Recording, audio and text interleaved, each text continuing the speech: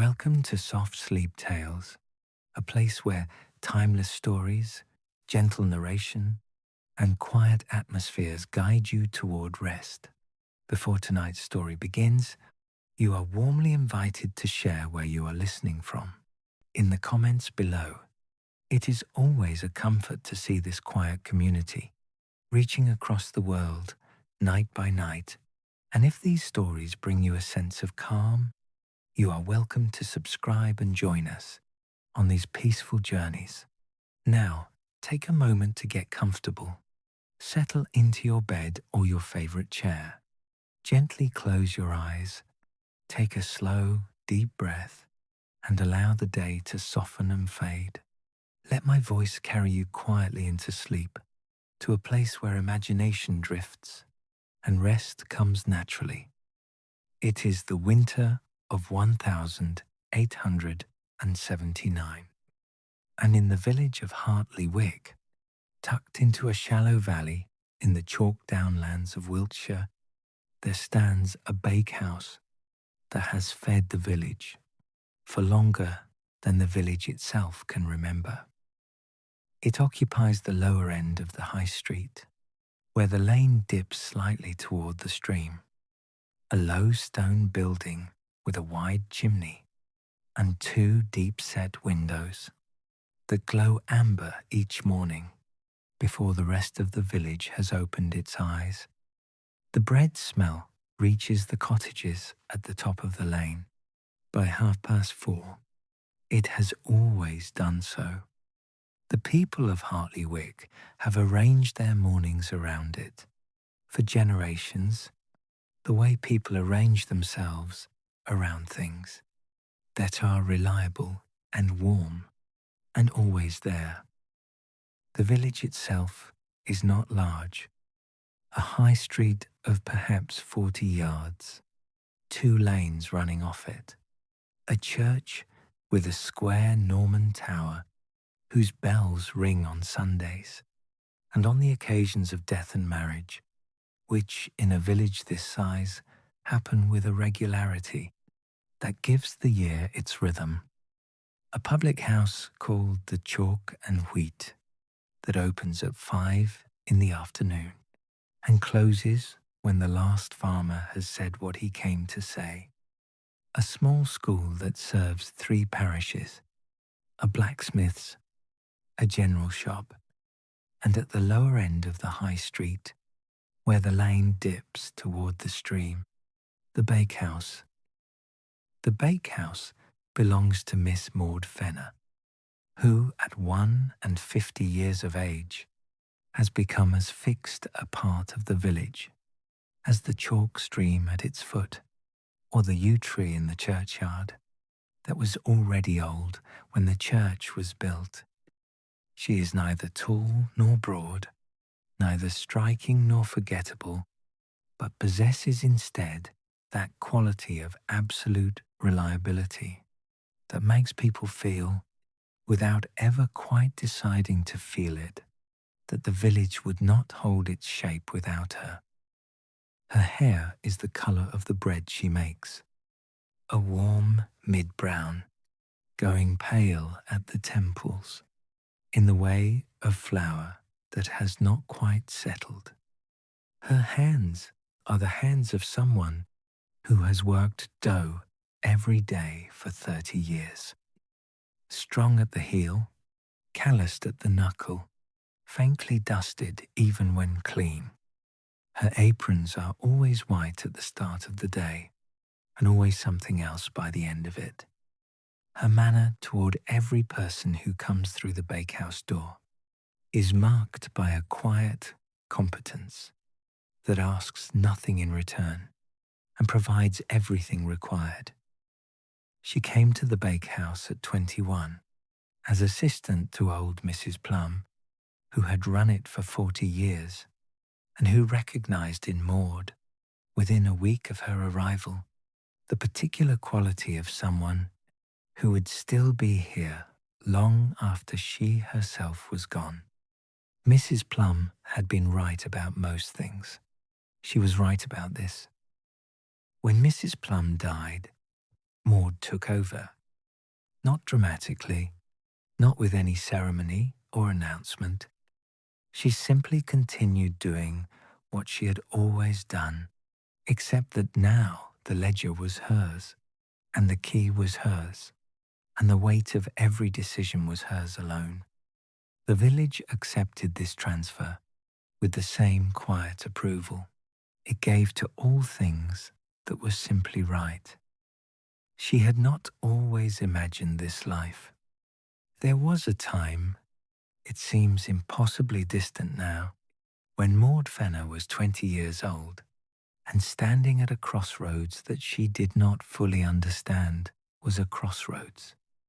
There had been a possibility, briefly, of something different, a position in a household in Marlborough, a man who had come through the village once and spoken to her longer than was strictly necessary. The vague outline of a life that would have been larger, perhaps in the sense of involving more people and more places.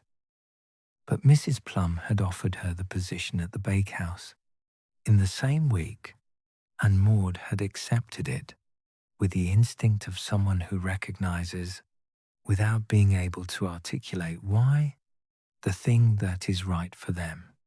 The other possibilities had dissolved. She had not grieved them particularly. She had found in the bakehouse, almost immediately, something that the larger life could not have offered. The particular satisfaction of a single thing done well and repeatedly. The piece of a craft that asks everything of you and in return gives you the right to stop thinking about everything else. The quiet dignity of being necessary. She has made her peace with the life that chose her. She has almost never doubted it. It is a Tuesday in January, 3:30 in the morning, the hour that belongs entirely to Maud and the bakehouse and the darkness. She has been up since 3, as she always is. Her body does not require persuasion at this hour. It has its own arrangements with the dark.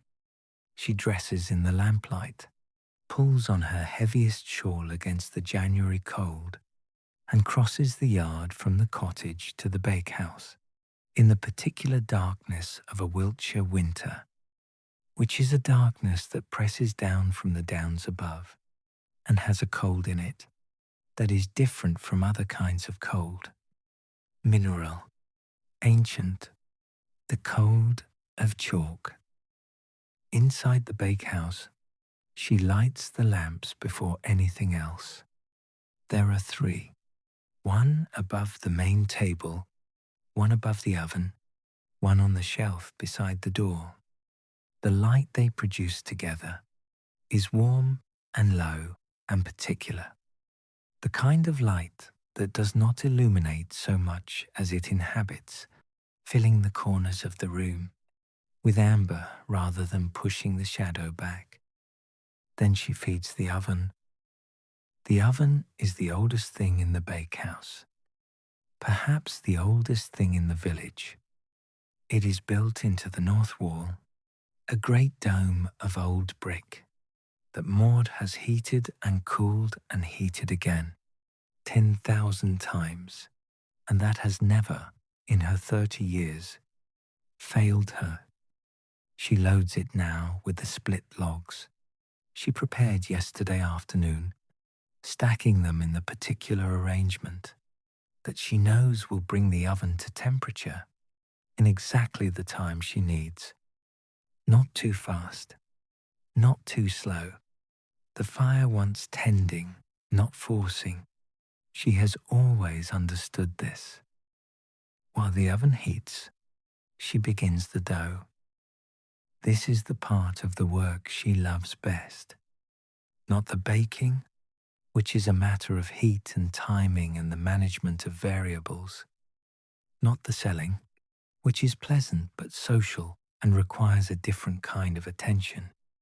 The dough, the making of dough, the particular intimacy of it, flour and water, and salt, and the small amount of leaven she keeps in a crock on the back shelf and feeds every evening without fail, as carefully as one tends anything living.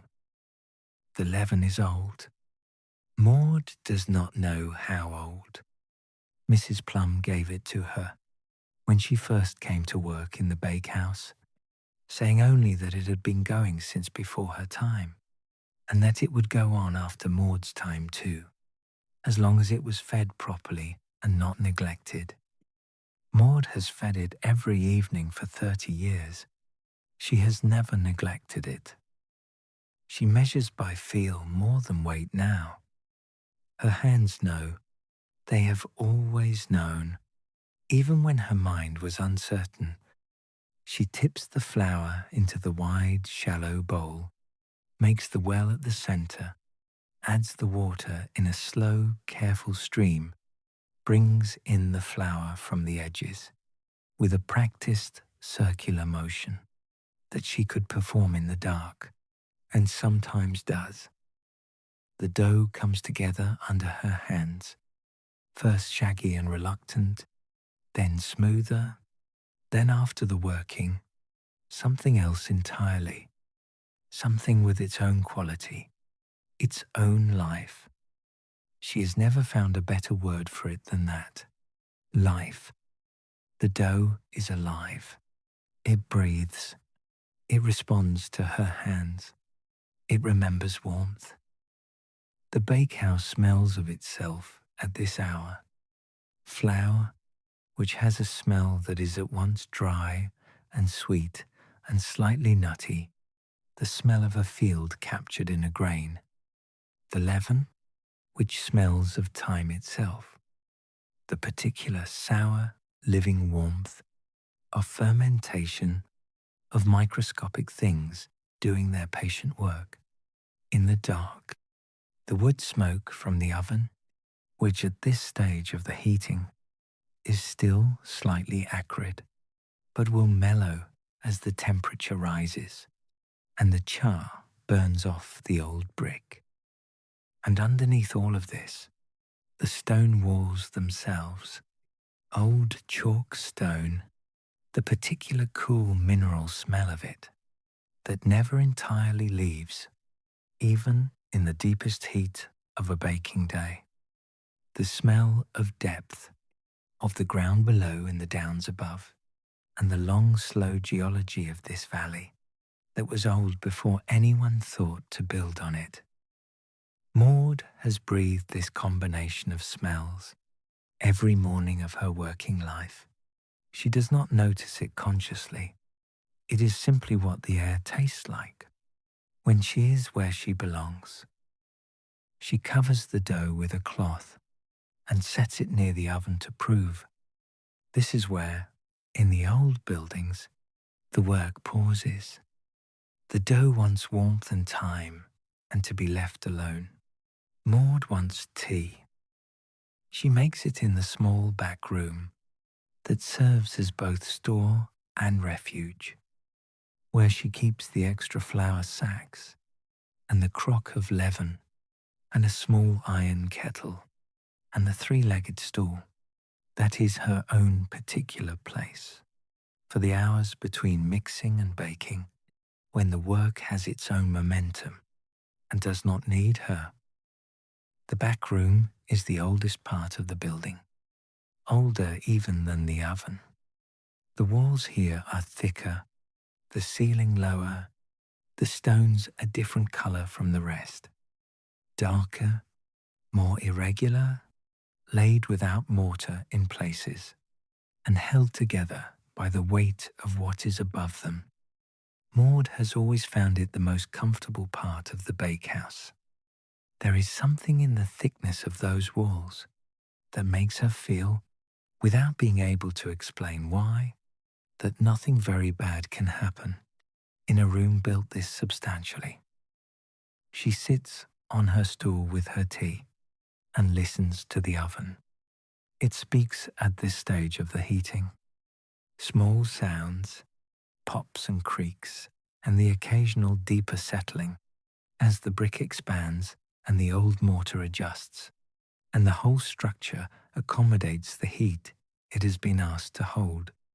Maud has listened to this conversation every morning for 30 years. She knows what each sound means. She knows when the oven is content, and when it is still finding its way, and when it is ready. She drinks her tea slowly. There is no reason to hurry. The dough is working. The oven is working. The January dark outside is working its way toward dawn at the same pace it always does.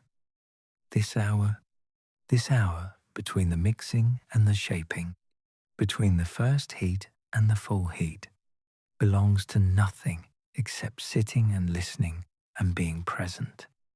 It is the part of the work that looks, to anyone watching, like doing nothing. Maud knows it is the most important part. Tonight, as the tea steeps and the oven speaks and the dough breathes quietly in the main room, Maud notices something she has not noticed before. It is a sound, or the absence of a sound, a quality of the air in the back room that is different tonight from other nights, though she cannot immediately say how. She has sat in this room several thousand mornings.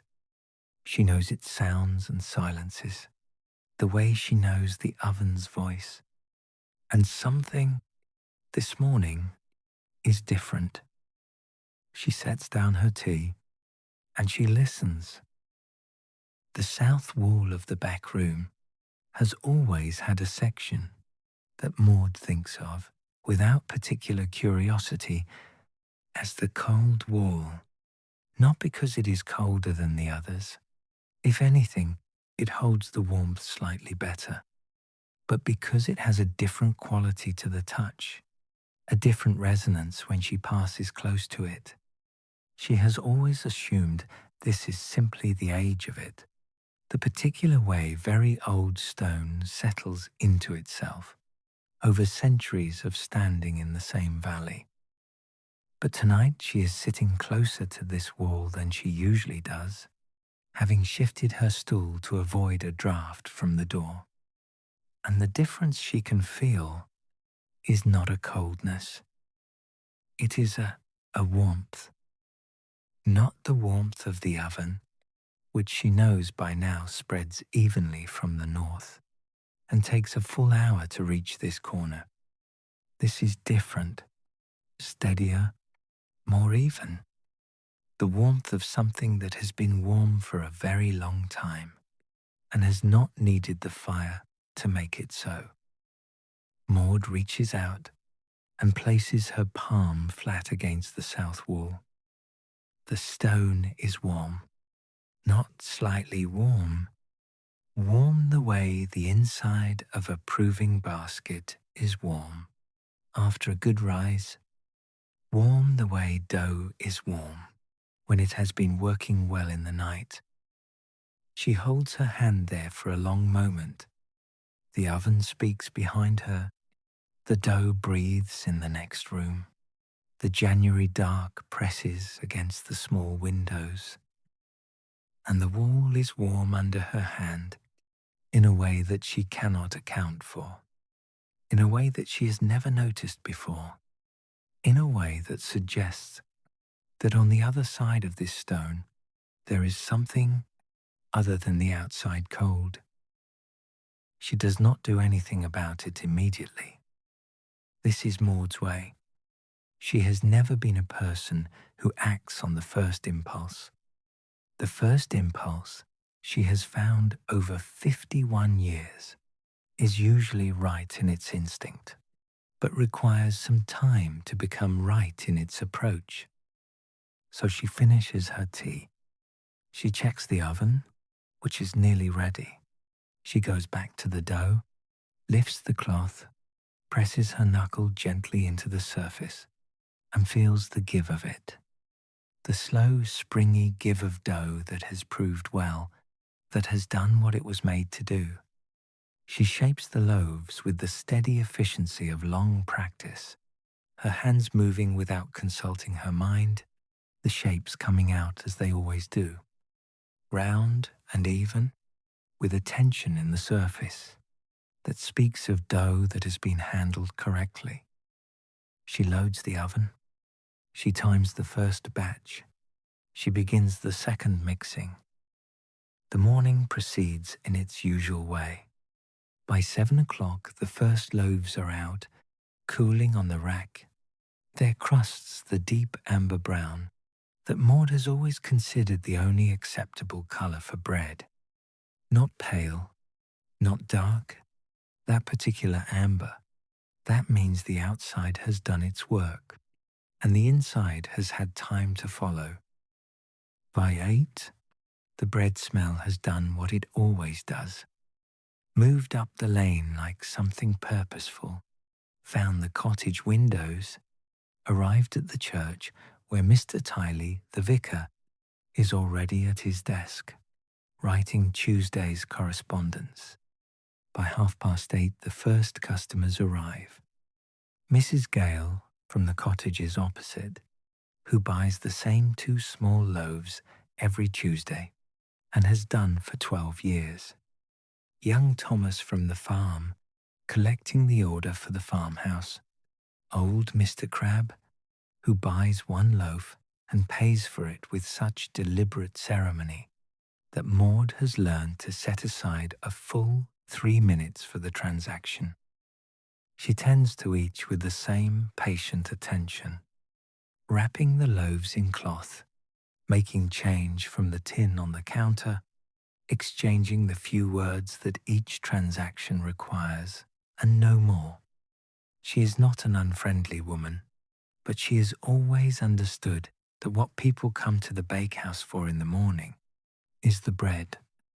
The conversation is a kindness offered on the side.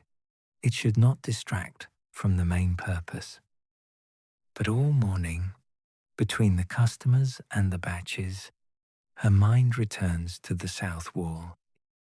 She goes back to the back room twice during the morning, not to examine it, simply to press her palm against the stone and confirm what she felt in the dark. It is still warm both times. The second time, at nearly 10 o'clock, when the oven has been at full heat for 5 hours, and the bakehouse itself is thoroughly warm, she tries to determine whether what she is feeling is simply the radiated heat of a long working morning. She presses her palm against the east wall for comparison. The east wall is warm too, but differently warm. The east wall's warmth comes from the oven, uneven, higher at the top than the bottom, with that slight dryness of brick that has absorbed radiant heat. The south wall's warmth is different, even from floor to ceiling, steady, and if anything, slightly humid. The warmth of a room that has living things in it, the warmth of fermentation. She closes the bakehouse at noon, goes back to her cottage, eats a simple dinner, allows herself an hour in the chair by the fire. She is tired by noon on baking days, always has been.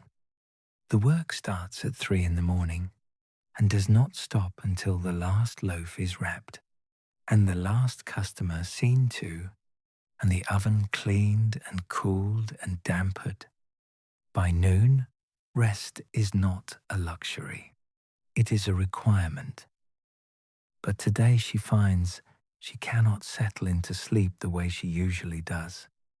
Her mind stays in the bakehouse, at the south wall, on the warmth of it. She thinks about the building, what she knows of its history, which is mostly what Mrs. Plum told her, and what Mrs. Plum had been told before that. The oven was built no one knows exactly when. The back room is older than the oven. The back room is older than anything anyone can remember, including the current structure of the front room, which was rebuilt at some point in living memory after a fire that Mrs. Plum described only as the bad winter. She had said this with the economy of someone who had been told not to dwell on it, and had not. Mrs. Plum had said once that the back room was the original building, that the bakehouse had grown around it. Over the centuries, the way villages grow around the thing they depend on. Maud had not thought much about this at the time. It was interesting as history. It did not seem practically significant. Now, she thinks about it differently. If the back room is the original building, the oldest part, the part from which everything else grew, then what was there before the back room? What was on the other side of the south wall, before the south wall was built? What is on the other side now? She lies in the chair by the fire and lets the question turn over in her mind, the way dough turns in the bowl, slowly, without hurry, until it finds its own shape. She thinks about what she knows of old buildings in this valley. The chalk is porous. The groundwater stays warm here in a way that geologists who pass through occasionally remark on. There are springs on the south side of the ridge that run warmer than they should, that the oldest villagers claim have always been warm, and that the church once used for baptisms. In the cold months, the valley holds the warmth differently from the surrounding hills. Everyone who has lived here long enough knows this. It is one of the things that makes Hartley Wick a good place for grain, for baking, for bread. Perhaps, she thinks, the warmth in the south wall is simply geology. The warmth of the chalk passing through the stone, the deep, steady temperature of the earth, expressing itself through an old wall. But that does not fully account for the humidity, the slight dampness in the warmth she felt, the quality of it that reminded her, more than anything else, of the crock of leaven on the back shelf, of something alive, something active, something that has been working in the dark for a very long time. She does not sleep that afternoon. She lies in the chair by the fire and lets the question sit with her in the way of questions that are not yet ready to be answered, but are not ready to be put aside either. In the late afternoon, she returns to the bakehouse. Not to bake. The afternoon is for the other work. Cleaning, ordering, feeding the leaven, preparing the flour sacks for tomorrow. She does all of this first, methodically, because she is not a person who allows curiosity to displace duty. Curiosity is a fine thing, but the leaven must be fed, and the flour must be measured, and the bakehouse must be clean by morning, or none of the rest matters. When the afternoon work is done, she takes a lamp and goes into the back room and looks at the south wall properly. In lamplight, what she could only feel in the dark becomes visible.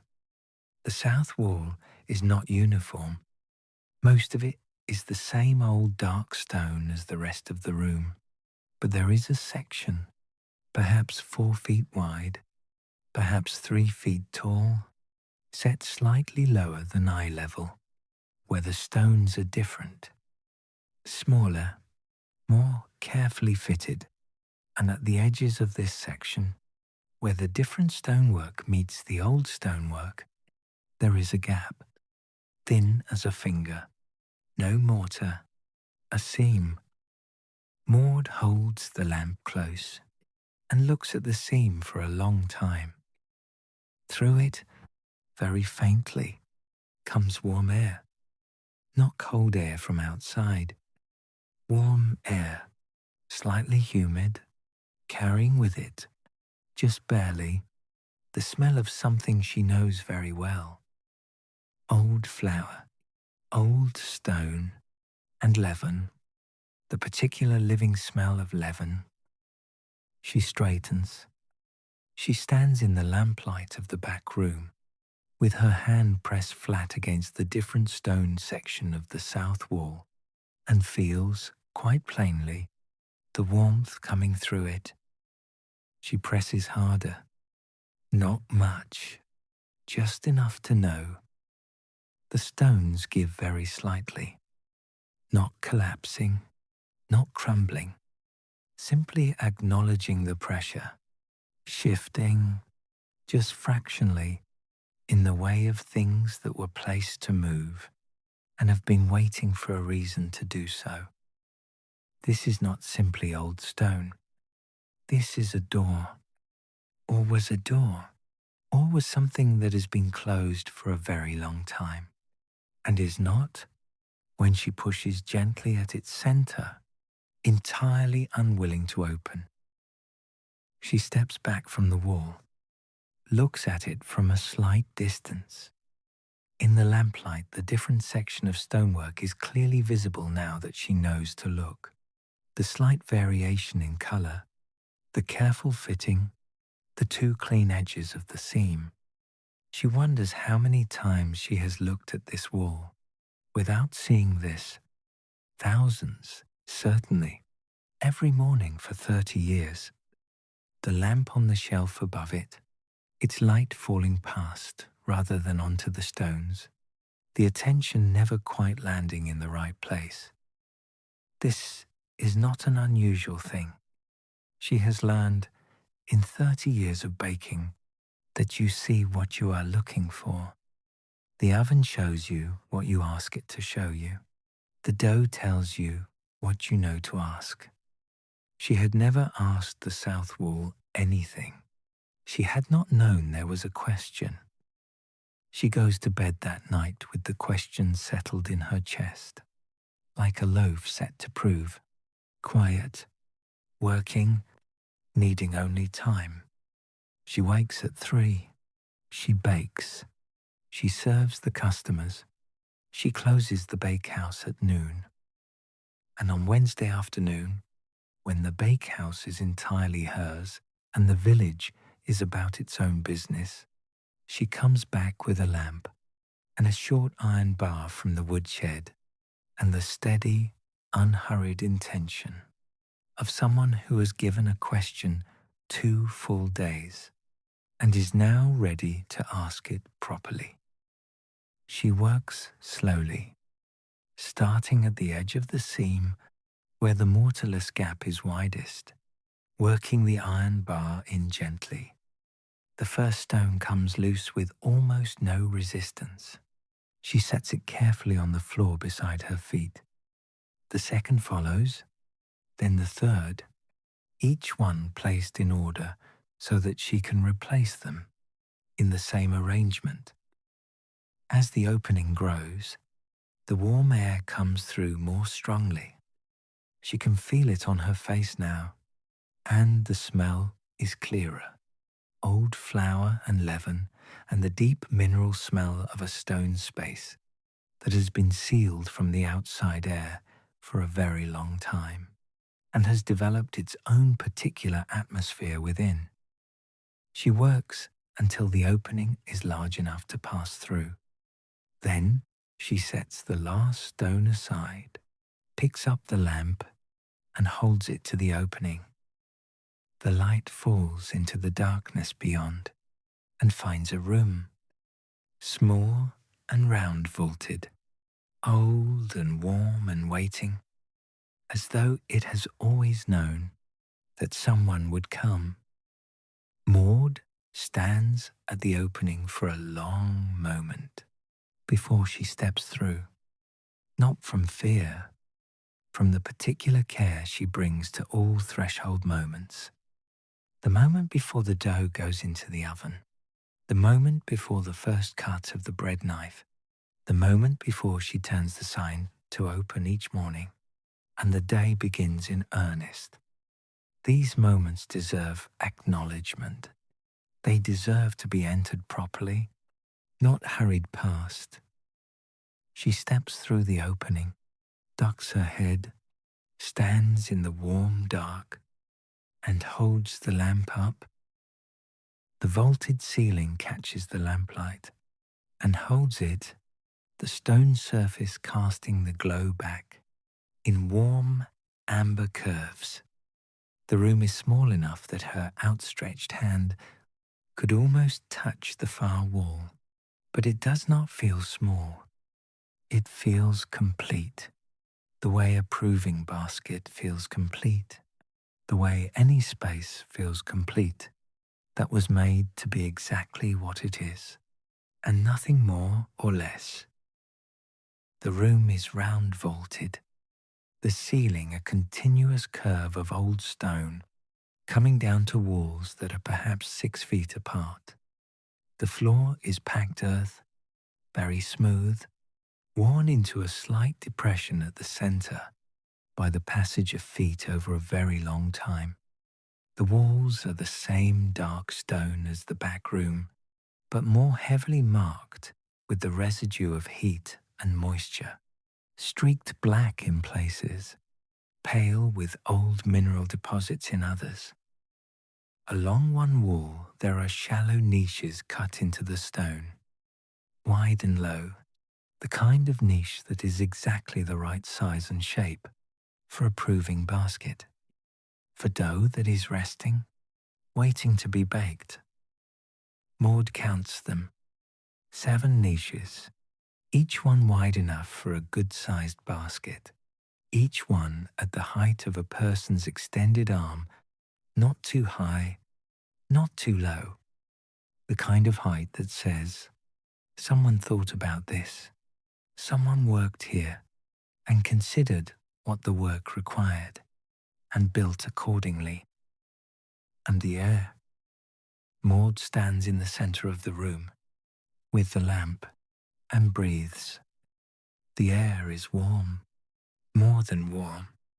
It has the quality of warmth that she has spent 30 years trying to replicate on the proving shelf beside the oven. The exact temperature, the exact humidity, the particular balance of heat and moisture, that dough requires to rise slowly and fully, and with the kind of flavor development that only happens when the fermentation is not hurried. She stands very still and simply experiences this. The warmth on her arms and face, the slight humidity against her skin, the absolute quiet of a space that has thick stone walls on all sides and no window of any kind. The smell, which is the smell of the bakehouse, but older, deeper, more concentrated, as though the bakehouse itself has a memory, and this room is where it is kept.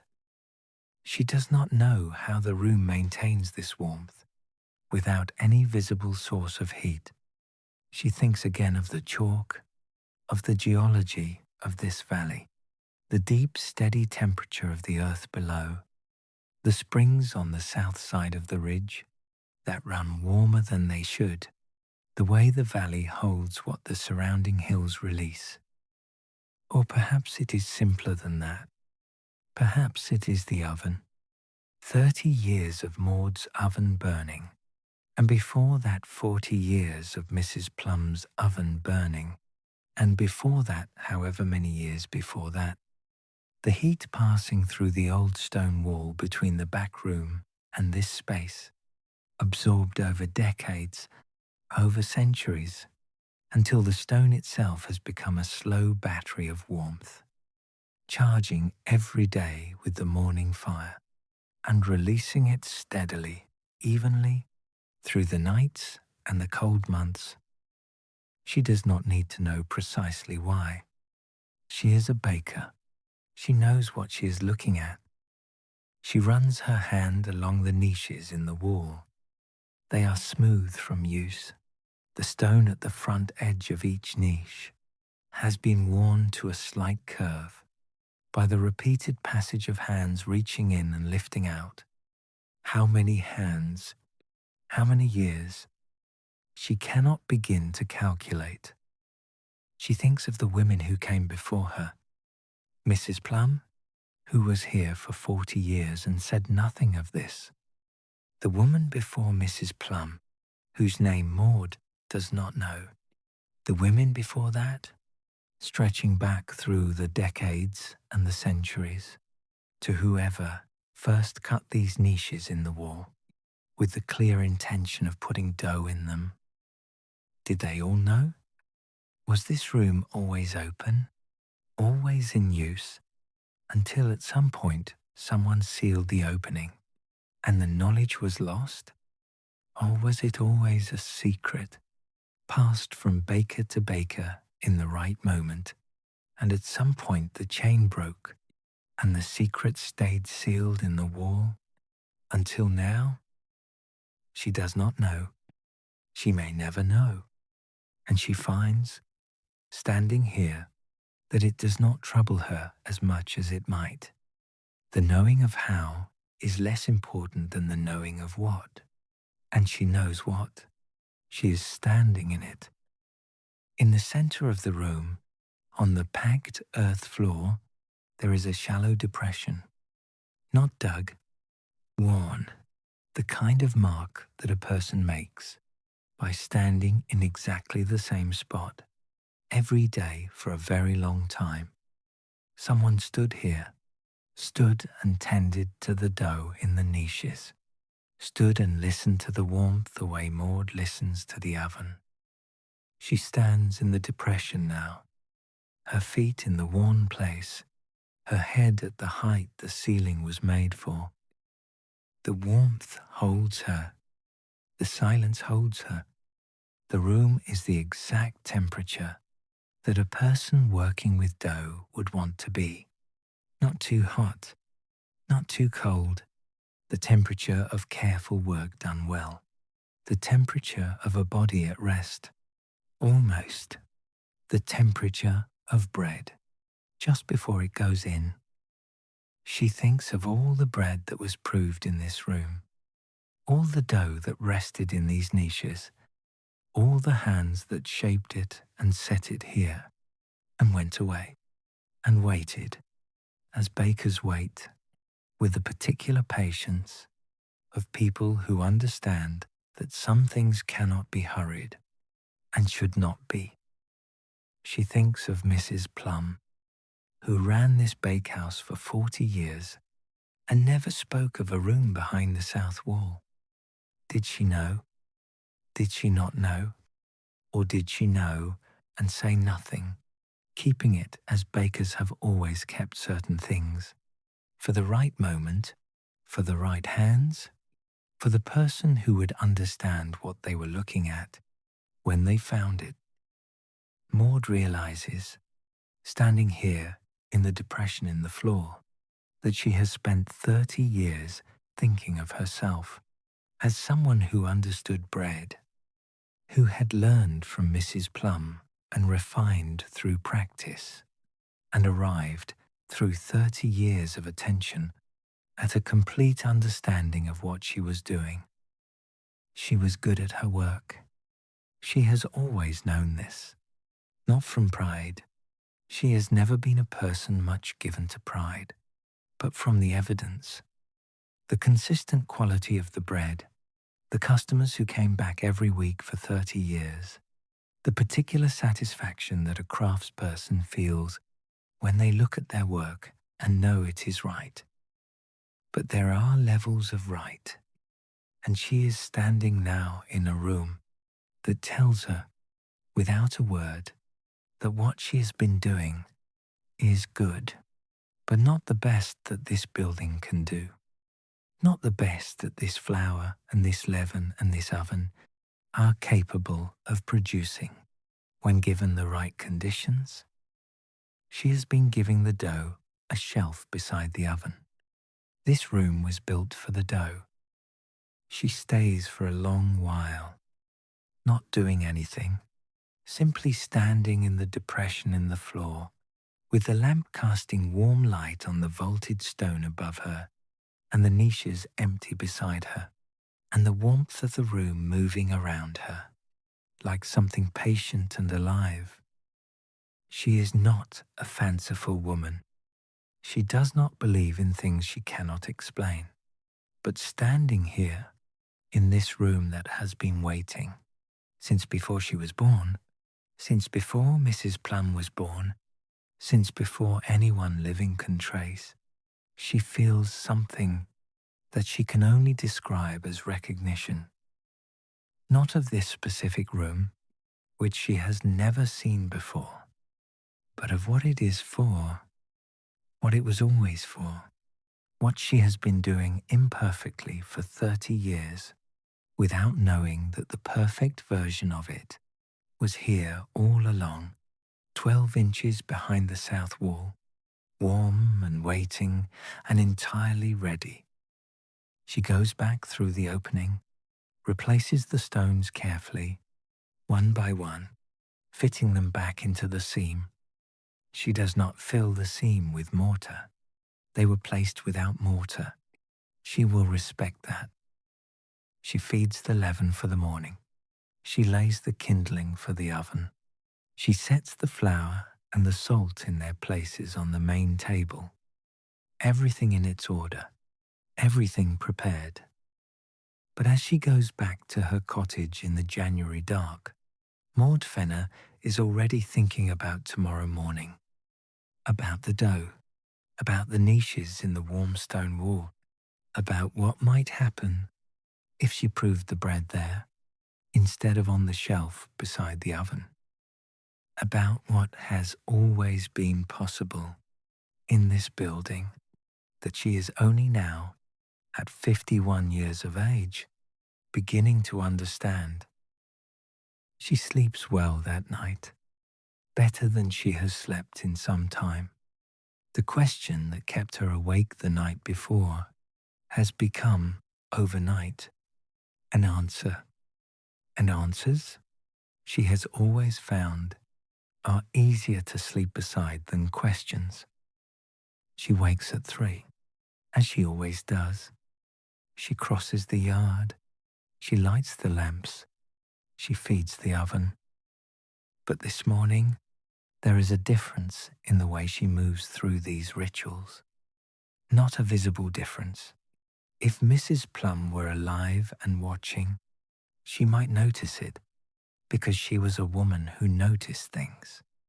But to anyone else, Maud looks exactly as she always looks, quiet and efficient, and fully present in the work. The difference is internal. She is preparing the morning differently in her mind, arranging the steps in a slightly new order, leaving room for something that was not there before. She makes the dough with the same ingredients she has always used, the same flour, stone ground from the mill at Pusey, the same quality she has ordered for 15 years, the same leaven from the same crock on the same shelf, the same salt, the same water from the same pump in the bakehouse yard. She mixes it and works it with the same hands that have mixed and worked it 10,000 times, until it is the same dough it has always been, smooth and alive and ready. And then, instead of the shelf beside the oven, she takes it somewhere else. She removes the stones from the south wall with the care she practiced yesterday. She ducks through the opening with the dough in its bowl, warm in her hands. She sets it in the widest of the 7 niches. The niche receives it perfectly. The bowl settles into the worn stone as though it has been placed there before, as though the niche was shaped for this exact bowl, or for one very much like it, by someone who understood that a baker's bowl has proportions that do not change, because the need does not change. She goes back through the opening, replaces the stones, tends the oven, makes her tea, waits. The waiting feels different this morning. Not longer, not shorter, but different in its quality. She is not waiting for the dough to make dew on a shelf that is almost warm enough. She is waiting for the dough to be in the conditions it was always supposed to be in. She is waiting for the building to do what it was built to do. She finishes her tea. She prepares the second batch of ingredients. She checks the oven temperature with the skill of someone who has done this 10,000 times and no longer needs a thermometer to know. She waits a little longer than she usually would. Something tells her, without words, that this dough is going to need the full time and that it will reward the patience. When she opens the room again, an hour and a quarter after she set the dough inside, she does so with the held breath attention she gives to all important moments. The dough has risen. Not simply risen, risen slowly and fully and with an evenness she can see immediately. The surface smooth and domed, no cracking, no overrise at the edges. The texture, when she presses it, with one careful finger, springy and light and entirely ready. She carries the bowl back through the opening. She shapes the loaves. She loads the oven. She closes the door and starts the timing. And while she waits for the bread to bake, she sits on her stool in the back room with her hands folded in her lap, and she listens to the oven. It speaks its usual language, but the conversation this morning sounds different, more settled, more even, as though the oven too understands that today it has been given something worth baking. She is not a fanciful woman. She knows this is not how ovens work, but she thinks it anyway, and she finds that she does not entirely disbelieve it. 30 years of listening to an oven will do that to a person. Thursday morning, 3 o'clock, the January dark pressing down on Hartley Wick from the chalk downs above. Maud crosses the yard as she always does, lamp in hand, the cold mineral air of the valley filling her lungs. She lights the bakehouse lamps. She feeds the oven. She begins the dough. But this morning, when the dough is mixed and rested and ready to prove, she does not put it on the shelf beside the oven. She takes the lamp into the back room. She removes the stones from the south wall with the same care she used yesterday, each one set aside in order. She ducks through the opening with the dough in its bowl and places it in the widest of the niches. The niche receives it perfectly, as though it was made for exactly this size of bowl, as though it has been waiting for exactly this. She goes back to the main room, replaces the stones, tends the oven, makes her tea, waits. When she opens the room again an hour later, she does so with the particular held breath attention she gives to something she hopes for, but has learned not to assume. The dough has risen. Not simply risen, done what she has spent 30 years trying to get it to do. Risen slowly and fully, and with an evenness she can see immediately. The surface smooth and domed, no cracking, no overrise. The texture when she presses it with one careful finger, springy and light and ready. She shapes the loaves. She loads the oven. She waits again. The bread that comes out of the oven that Thursday morning is the best bread Maud Fenner has ever made. She knows this before she cuts it. She knows it from the sound of the crust when she taps it, hollow and resonant, a sound like a small bell struck just right. She knows it from the colour, the deep, even amber of bread that is baked as it should. No pale patches, no scorching. She knows it from the smell of bread that has developed fully, that has had the time it needed, that has not been hurried at any stage. She cuts a heel from the first loaf, eats it standing at the table, plain, no butter, the way she always tests her bread.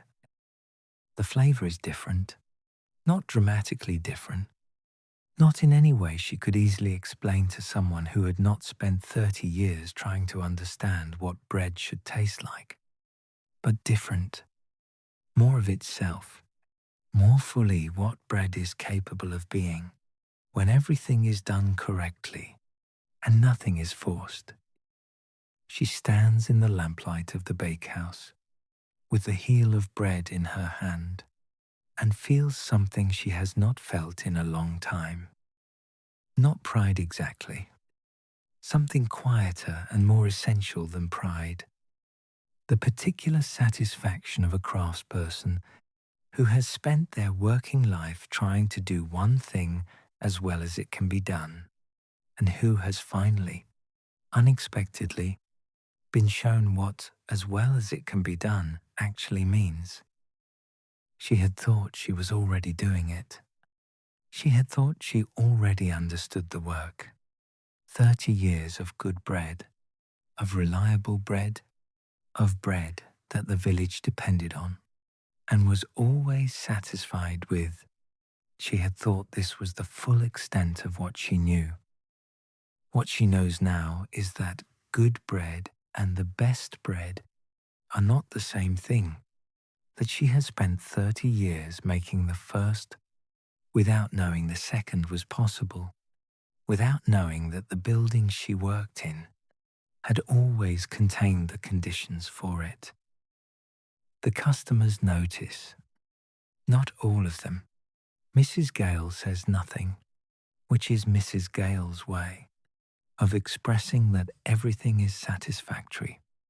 Young Thomas from the farm takes his usual order and leaves without comment. But old Mr. Crabbe, who has been buying bread from this bakehouse for 60 years, who ate Mrs. Plum's bread and his mother's bread, and presumably his grandmother's bread, all from this same building, stands at the counter with his loaf and looks at Maud for a moment before he speaks. "Something different today," he says. His voice carries the careful neutrality of someone who is not sure whether what they want to say is too much. Maud looks at him. "Same flour," she says. "Same leaven, same oven." He nods slowly, pays his careful ceremony of payment, wraps the loaf under his arm. At the door he stops, doesn't look back. "My grandmother used to talk about the bread from here," he says, "when she was very old. She said it was different when she was young, that it had something in it she couldn't explain." He pauses. "I used to think she was just remembering wrong. The way old people remember the past as better than it was." He opens the door. The January cold comes in. "Perhaps she wasn't," he says, and then he is gone. Maud closes the door, stands in the quiet of the bakehouse, his words still in the air. She had not expected this. Not this specifically, the confirmation from outside, the voice of someone else's memory, corroborating what she had found in the room. She had thought the room was her own discovery, her own secret. But secrets, she is beginning to understand, are not always as sealed as they seem. They leave traces. They persist in the memories of old people who were children once and ate the bread that was made with the knowledge that later disappeared. Mr. Crab's grandmother remembered. She had eaten this bread as a girl, or bread like it. Bread made the way this building was always capable of making it, when the room was still in use, and whoever was baking then still knew, and the taste of it had stayed with her for the rest of her long life, had stayed with her long enough to tell her grandson about it, had stayed with her grandson long enough that when he tasted it again this morning, 60 years later, something in him recognized it before his mind did. This is what good bread does. Maud has always believed this, in the abstract, but she has never felt it so concretely as she does now, standing in the empty bakehouse with the bread smell still warm in the air, and an old man's parting words still present in the room. Perhaps she wasn't. Maud closes the bakehouse at noon, eats her dinner, allows herself the hour in the chair. This time she sleeps. In the afternoon she goes back to the bakehouse and opens the room again and stands in it for a while, in the grey January light that comes through the opening. She is thinking about Mr. Crab's grandmother, about all the people who stood in this depression in the floor before her, about what they knew that was lost, about how it was lost, a wall filled in, a generation that didn't know to look, the gradual forgetting of something that had simply always been there. She thinks about her own years of not knowing, 30 years of good bread, 30 years of the proving shelf beside the oven, 30 years of doing the work as well as she knew how, without knowing that the building itself contained something that would have made it better. She does not feel cheated by this. That would require someone to have withheld it from her deliberately, and no one did. It was simply lost, the way many things are lost, not through carelessness or malice, but through the ordinary passage of time and the ordinary forgetting of generations. What she feels instead is something harder to name, a kind of gratitude that the building held this, that the warmth persisted, that the stones were placed without mortar by someone who understood, perhaps, that they might one day need to be moved again, that she found it. She will tell no one, not yet, perhaps not ever, except in the bread itself, which is its own kind of telling, the bread that Mr. Crab's grandmother remembered, the bread that Mr. Crab tasted this morning and could not quite explain. That is enough. That is more than enough. The days settle into a new rhythm. Every morning at 3, Maud crosses the yard in the dark. She lights the lamps. She feeds the oven. She makes the dough. And when the dough is ready to prove, she takes it through the opening in the south wall and sets it in the niche that fits it perfectly and leaves it in the warmth of the room that has been waiting at exactly the right temperature for longer than she can know.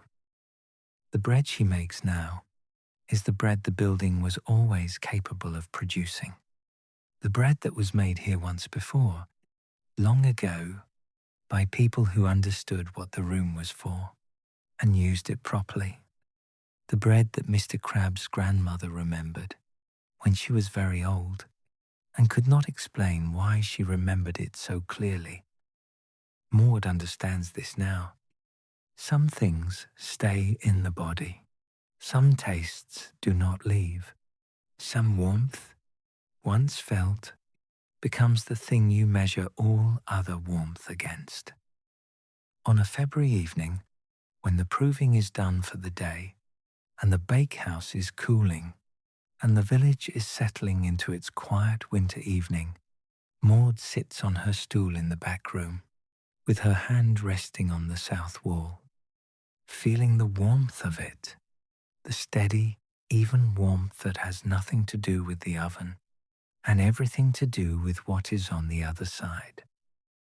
She thinks about the building, about the hands that made it, about the care that went into the room with the round vault, and the niches cut exactly the right size, and the floor worn smooth by centuries of the same careful standing, about what it means to make something that outlasts you, not a monument, not a record, simply a room, simply the right conditions for the thing you love to happen as well as it possibly can.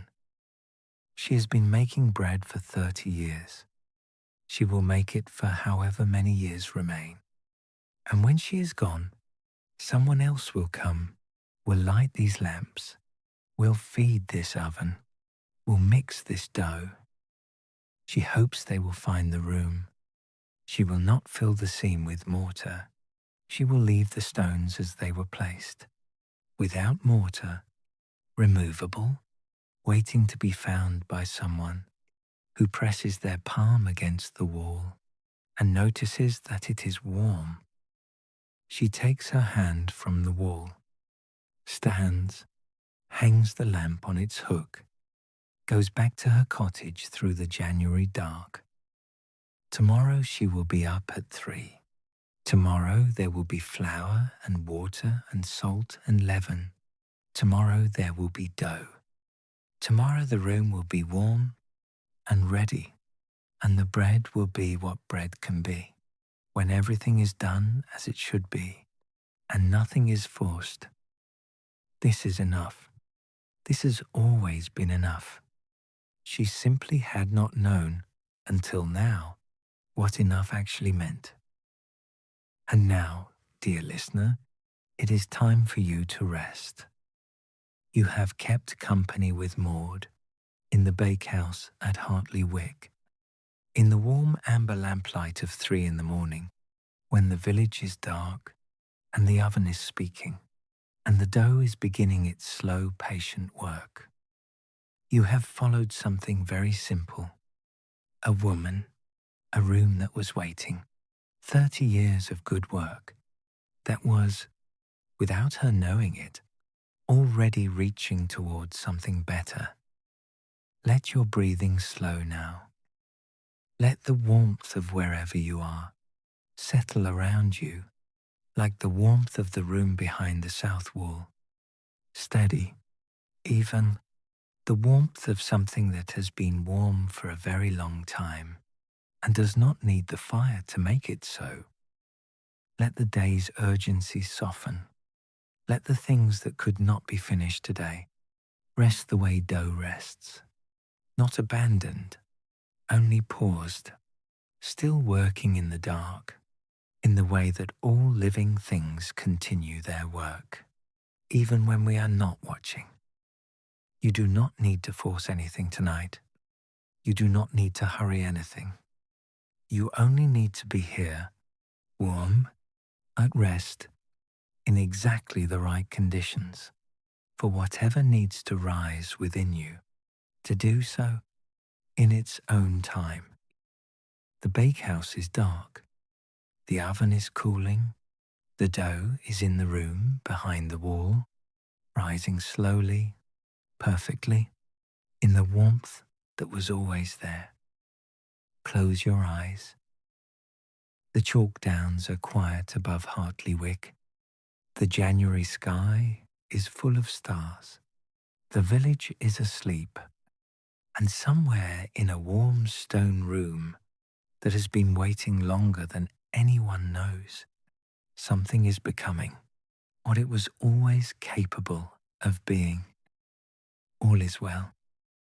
The conditions are right. Nothing is forced. Sleep now, and trust that what you are making in the quiet dark of your own life is already rising. Good night.